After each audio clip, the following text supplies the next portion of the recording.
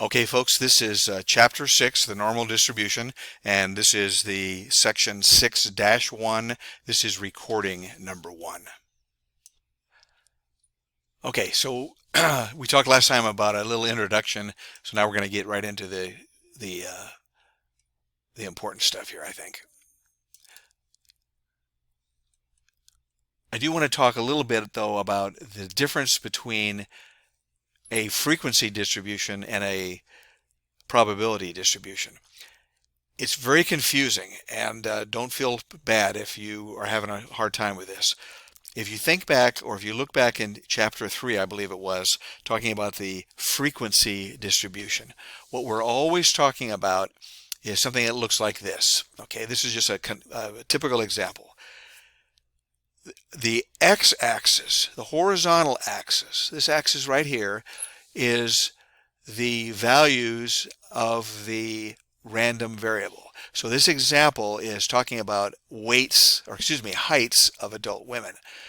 So when you look at the x-axis, that's a horizontal axis, you're talking about the values of the random variable, the heights.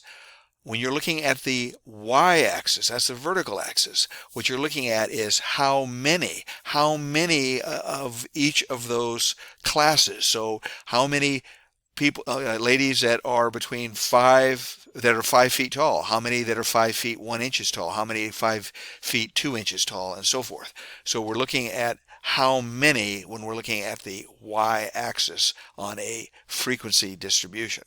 Now the author talks here, and by the way, where I am in the introduction, the author talks about how you can get these class widths as arbitrarily small as you want, and it starts to look something like this. So this is kind of a preview of what the probability distribution is going to look like. It's going to be a smooth curve like this, okay? Okay, so what I was just showing you was a frequency distribution. The x-axis, the horizontal axis, is the values of the random variable. The y-axis, the vertical axis, is how many. You have to change your way of thinking. When you're talking about a probability distribution, the x-axis is the same. It's the values of the random variable. However, the y-axis is not how many. It's more or less how likely is it to get that particular random variable value. So the first example that I found that I think was helpful was in the next section, section 6.2, and we're going to just glance at this real quick. The x-axis here is how many liters of blood. So between 5.2 liters, 5.3 liters, 5.4 liters, and so forth. So that's how many. The y-axis is how likely is it. It's not how many, it's how likely is it that you're going to get that particular value.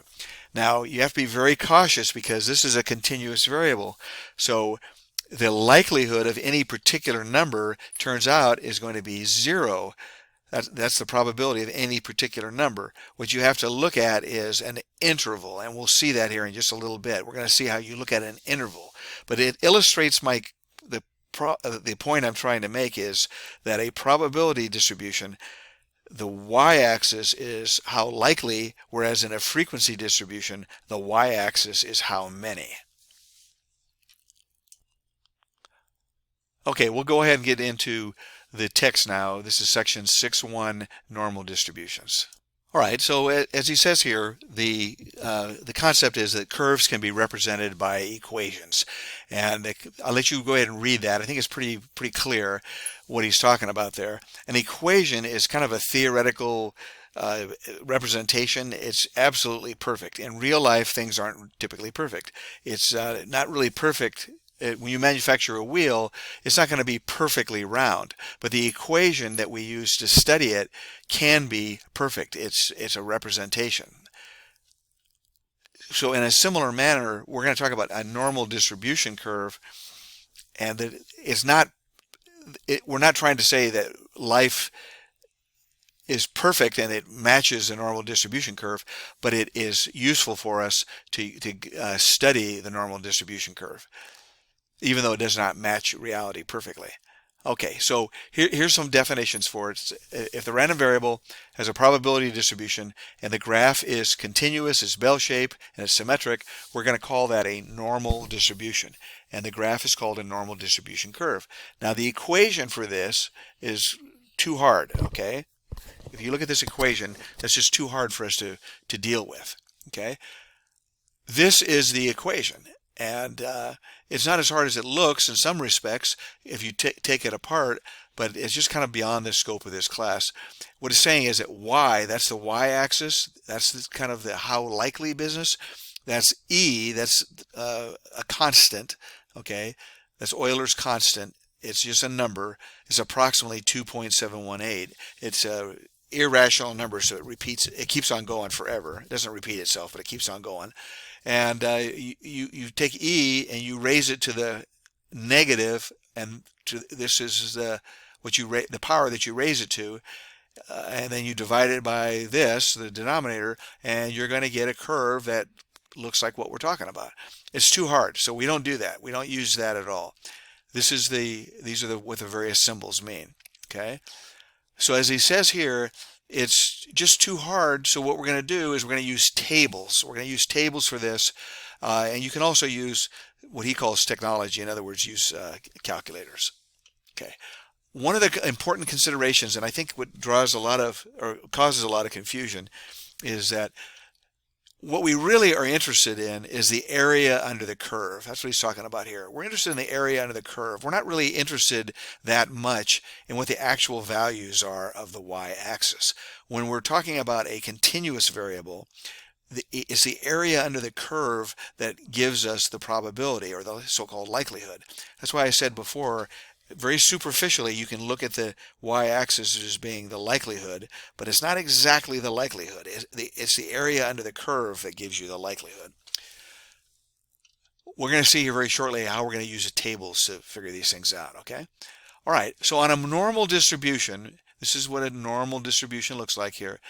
The normal distribution typically depends upon two parameters, the mean and the standard deviation. So the mean tells us kind of where's the middle here. Like here's an example. The mean is 0. So the middle is at 0. So you have half of it is to the right, half of it is to the left.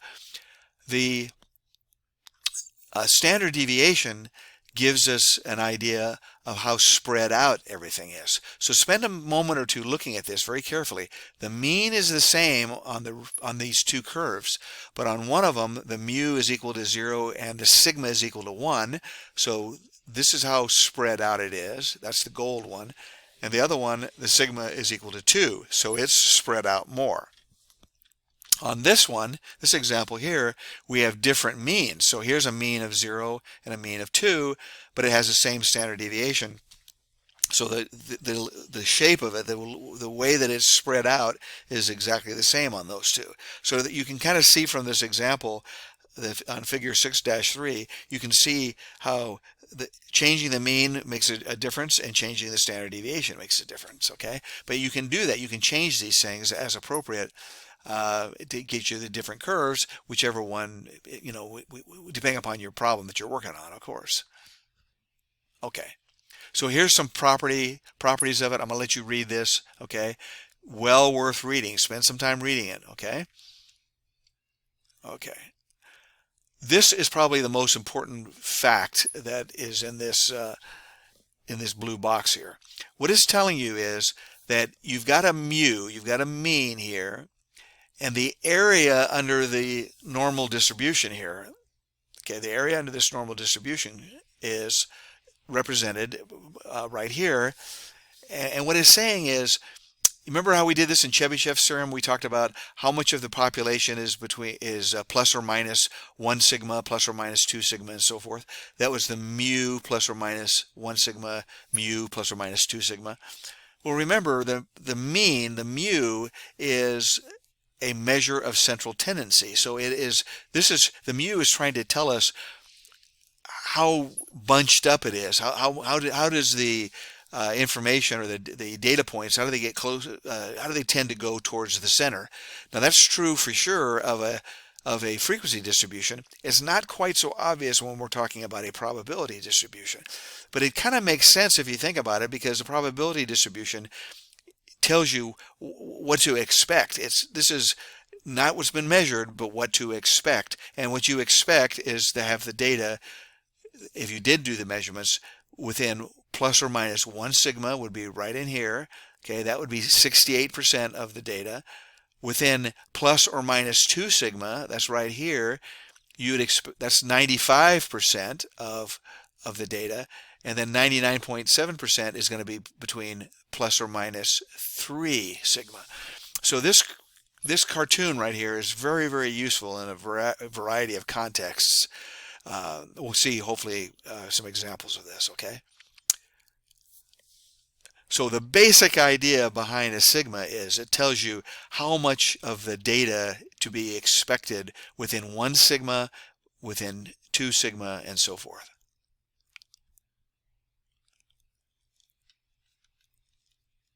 Okay, so if you don't mind, I'll let you folks read this. It's talking about what a symmetric distribution is. Talked about negative or left skewed distributions. You know, the basic idea here is that a normal distribution like this, the mean, the median, the mode are all the same. They are the same numbers. Okay, the definitions obviously are different, but the actual number is the same.